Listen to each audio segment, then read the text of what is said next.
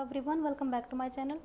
आज का हमारा टॉपिक है प्रोनाउन। तो प्रोनाउन होते हैं हमारे सर्वनाम, यानी कि जो हमारे नाउन होते हैं उसकी जगह पर ही यूज़ किए जाते हैं, तो वो होते हैं हमारे प्रोनाउन। डिटेल में समझाती हूँ। ये टॉपिक बहुत बड़ा है, बट ज़्यादा लॉन्ग टॉपिक मैं क्रिएट नहीं कर पाऊँगी क्योंकि इसमें एक तो जगह पे नहीं, और बिकॉज मेरा नेटवर्क इशू भी है। तो मैं ये शॉर्ट वीडियो में अपलोड करूँगी वीडियो, तो अच्छे से आपको समझ में भी आएगा। आप ध्यान दीजिए। तो सर्वनाम क्या होता है हमारे, एग्जाम्पल से बताती हूँ। राहुल, राहुल क्या है, ये एक नाउन है। Rahul is a good boy. Next है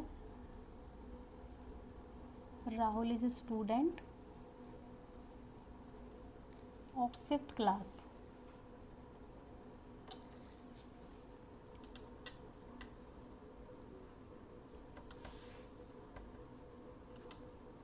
राहुल्स फादर इज ए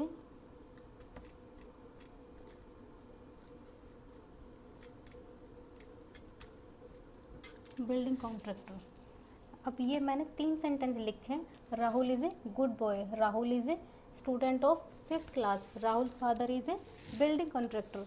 यानी कि इसमें बार बार क्या आ रहा है, हमारा नाउन है। यानी कि एक नाउन आ रहा है, यानी कि नाउन आ रहा है। ये वैसे ठीक है, लेकिन जब हम एक ही वर्ड को, मतलब बात एक ही होती है, लेकिन जब एक ही वर्ड को हम बार बार रिपीट करते हैं तो थोड़ा इरिटेशन सा होता है।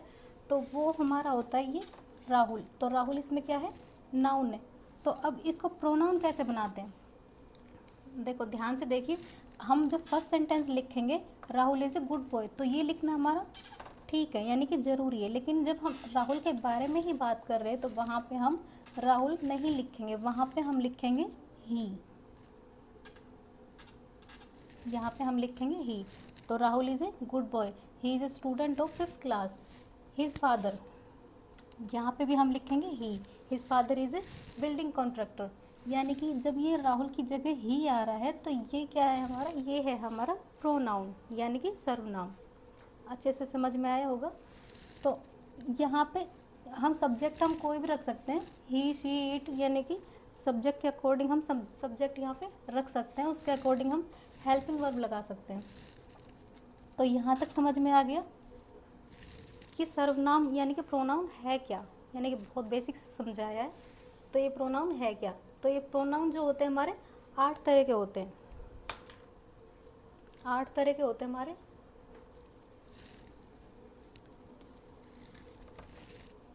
फर्स्ट है हमारा पर्सनल प्रोनाउन, यानी कि पुरुषवाचक।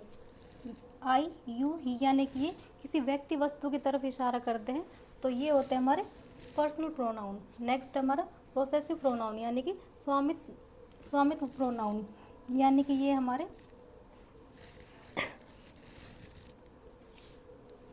स्वामिवाचक प्रोनाउन, यानी कि माई, योर, हिज, यानी कि ये किसी व्यक्ति वस्तु की तरफ इशारा करते हैं, यानी कि जैसे mine, yours, his, hers, its, ours, theirs. इसके एग्जाम्पल मैं इसमें बता नहीं पाऊंगी, मैं शॉर्ट वीडियो में इसके एग्जाम्पल अपलोड कर दूंगी। नेक्स्ट हमारा रिफ्लेक्सिव प्रोनाउन, यानी कि निजवाचक, यानी कि my self, your self, them self, it self.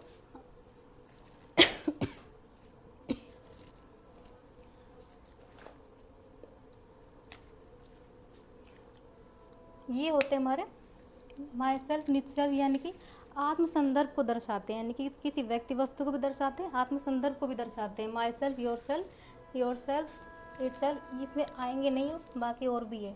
Next हमारा डोमेस्टिक प्रोनाउन, यानी कि संकेतवाचक, यानी किसी व्यक्ति वस्तु की तरफ संकेत करते हैं कि दिस, दैट, दिस, दोज, यानी कि कोई जब हमारे पास में चीज़ होती है या दूर होती है तो उनको हम इनसे क्रिएट करते हैं। ये वाला तो मैंने पहले वीडियो में अपलोड किया हुआ है शॉर्ट में। नेक्स्ट हमारा इंट्रोगेटिव प्रोनाउन, यानी कि ये किसी प्रश्न की तरफ इशारा करते हैं, प्रश्न को दर्शाते हैं, तो ये होते हैं हमारे इंट्रोगेटिव प्रोनाउन। नेक्स्ट हमारा इंडेफिनिट प्रोनाउन, यानी कि कोई चीज़ निश्चित नहीं है। Someone, anyone, everything, anything, nobody, ये कोई निश्चित नहीं है, तो वहाँ पे अनिश्चितता को दर्शाते हैं ये।